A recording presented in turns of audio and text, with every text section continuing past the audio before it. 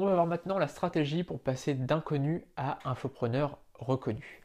Alors la première chose que vous devez savoir, que vous devez comprendre avant de vous lancer dans un blog sur n'importe quelle thématique, c'est que vous devez être passionné par le sujet de votre site. C'est très bien de vouloir gagner de l'argent. De toute façon, voilà, l'infoprenariat permet de gagner de l'argent, permet d'être libre, permet d'être indépendant. Tout ça, ça fait partie des buts que j'avais et que j'ai. Et ça doit faire partie aussi de vos buts, forcément, mais ça ne doit pas être la seule chose. C'est-à-dire que vous devez aussi être passionné par le thème que vous avez choisi. Si par exemple vous avez choisi voilà, le développement personnel, vous allez en bouffer pendant un paquet de temps. C'est-à-dire que vous allez en bouffer tous les jours et pendant des années certainement. Et donc voilà, vous devez vraiment être passionné par ça. Si vous par exemple vous vous lancez dans le gaming juste pour gagner de l'argent, ça m'étonnerait que vous réussissiez tout simplement parce qu'au bout d'un moment, soit ça va se voir que vous faites ça juste pour l'argent, euh, soit au bout d'un moment, voilà, vous allez vous lasser vous-même et vous allez dire ouais bon je stoppe parce que ça me saoule de parler de jeux vidéo toute la journée. Donc si vous avez choisi le gaming, c'est que vous êtes passionné de gaming. Vous voyez ce que je veux dire? Les blogs qui réussissent, qui ont réussi, c'est toujours parce que le gars était passionné ou la fille était passionnée par ce qu'elle faisait. Ça c'est vraiment essentiel, voilà, pour lancer un blog à succès, il faut vraiment être passionné par son truc.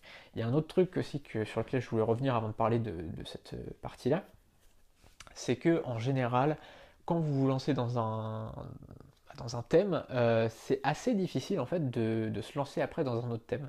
Alors évidemment, voilà, vous pourrez évidemment changer de voie, mais si vous changez complètement de voie, ça peut être un peu perçu comme le gars qui veut toucher à tout.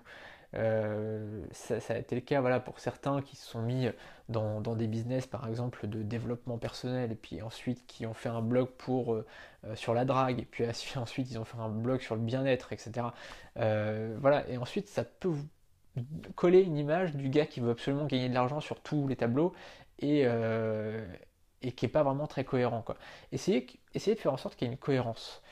Par exemple, voilà, enfin, je ne vous dis pas que je suis un exemple à suivre, hein, évidemment, mais quand je fais une formation, en général, c'est par rapport à mes différents sites. Et ça tourne toujours, ça gravite toujours autour d'une chose, c'est tout simplement gagner de l'argent en ligne. En général, c'est à peu près ça. Parce que vous voyez que j'ai un site, enfin, j'ai toujours, tous mes sites correspondent à l'entrepreneuriat finalement. C'est-à-dire que mon site de microjob, ça fonctionne, enfin, c'est pour les entrepreneurs et pour les gens qui veulent gagner de l'argent en ligne. Mon annuaire en ligne, ça fonctionne, voilà, c'est pour les entrepreneurs et ceux qui veulent gagner de l'argent en ligne, etc. Il y a toujours une même base, si vous voulez. Et ça, vous devez vraiment faire en sorte qu'il y ait une cohérence entre tout ce que vous allez faire, sinon vous risquez de passer un petit peu pour une girouette, quoi. J'ai vu un blogueur comme ça une fois, j'en ai déjà parlé, un blogueur sur lequel je me... Cette vidéo est un extrait de mon pack de 20 formations. Dans ces 20 formations, on verra comment créer un business sur internet avec des revenus à 5 chiffres. J'ai préparé une présentation complète de ce pack. Le lien est sous cette vidéo, on se retrouve tout de suite sur la page de présentation.